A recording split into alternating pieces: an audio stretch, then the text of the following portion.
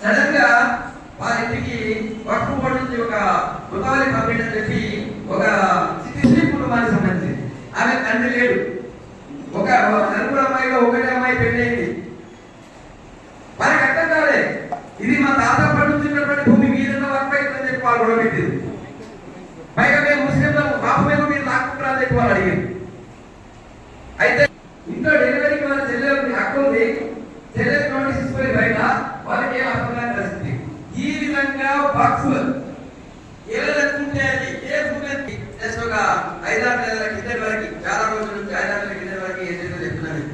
దీని అందరికీ కారణం ఎవరు తెలుసా?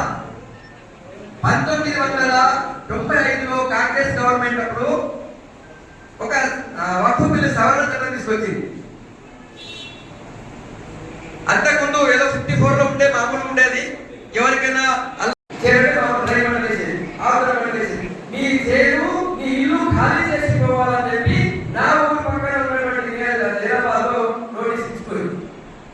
13,000 ఎకరాలు అక్కడ దాదాపు వాళ్ళకు ఊహ తెలిసినప్పటి నుంచి ఆ భూమి వాళ్ళదే, రైతుది, ఆ ఇల్లు వాళ్ళదే.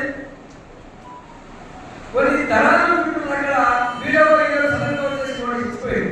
ఏం చేయాలో అర్థం కాలేదు.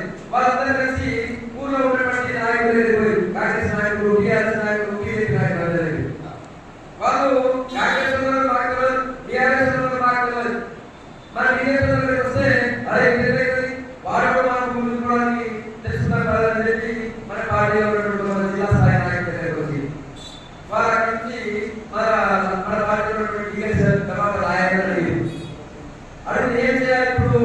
మనకందరూ చూసి చూసిన తర్వాత ఈ భూమిని మనం ఏం చేయలేము, వాళ్ళకి ఇవ్వాల్సింది ఏం చెప్పి నాయకులు అంత భయంకరమైన పరిస్థితి. రాత్రికి రాత్రే దాదాపు 150 సంవత్సరాల నుంచి ఉన్నటువంటి 13,000 ఎకరాల భూమి వక్ఫ్ అయిపోయింది. రేపు ఎన్నో పిల్లలు వస్తే మీ ఇల్లు ఉంటారు, మంచి ఖర్చు చేస్తారు వక్ఫ్ అని చెప్పి. అది జయరాబాద్ నియోజకవర్గంలో ఈ మధ్య కాలంలో జరిగిన ఘటన మా ఊరు పక్కన జరిగింది కాబట్టి సరే ఎక్కడ సంబంధించిన భూమి కోల్పోయారు. మహారాష్ట్రలో ఔరంగజేబ్, మీకు తెలిసిన అందరికి ఔరంగజేబ్ ఎక్కడ రాసుంటే ఈ మధ్య కాలంలో ఆయన సమాజంలో కూడా బాగా గౌరవించింది. ఔరంగజేబ్ గుర్రం చేసిందని చెప్పి కొన్ని 1000 ఎకరాల భూమి వక్ఫ్ ప్రకటించింది మహారాష్ట్రలో. ఔరంగజేబ్ ఎప్పుడు వారి గుర్రం ఎక్కడ బియ్యాన్ని వేసిందేడా? ఎవరు చూసినా వేసినప్పుడు చూసింది ఎవరు? కానీ అప్పుడెప్పుడు అప్పటి నుంచి లేదు, గుర్రం వేసింది ఇప్పుడు కాదు, కొన్ని వందల సంవత్సరాల కిందట. కానీ ఈ మధ్య కాలంలో ఆ భూమి ఎంత వక్ఫ్ ప్రకటించింది. కోల్పోయి రైతులు కోల్పోతే జడ్జెట్లు ఏమైనా ఇన్ని రోజులు లేని భూమి రోజులు వక్ఫ్ అయిందని చెప్పి జడ్జెట్లు ఆ వక్ఫ్ ప్రతినిధి ఆయన అన్నాడు, సాబ్ ఇది మా ఔరంగజేబ్ గుర్రం వేసింది కాబట్టి ఎంత వక్ఫ్ భూమి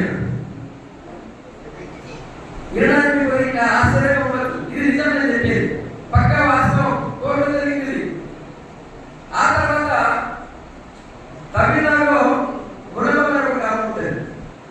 1500 సంవత్సరాల దేవాలయం ఉంటుంది. మీకు తెలుసు తమిళనాడు చాలా పెద్ద దేవాలయాలు ఉన్నాయి, చాలా చారిత్రక దేవాలయాలు ఉన్నాయి.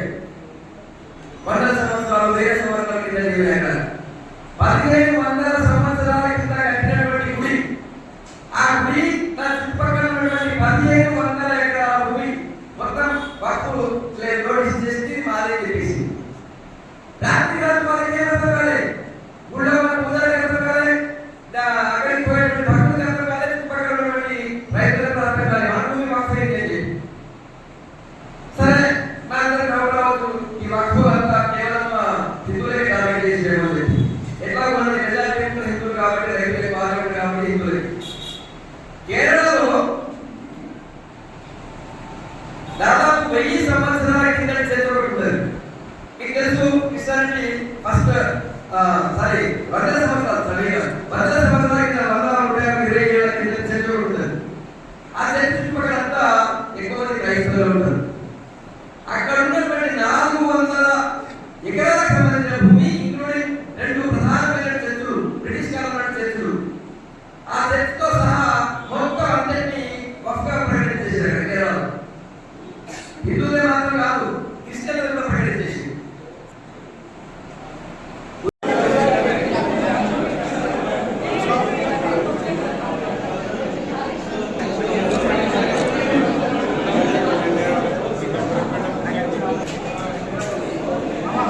సార్ అన్న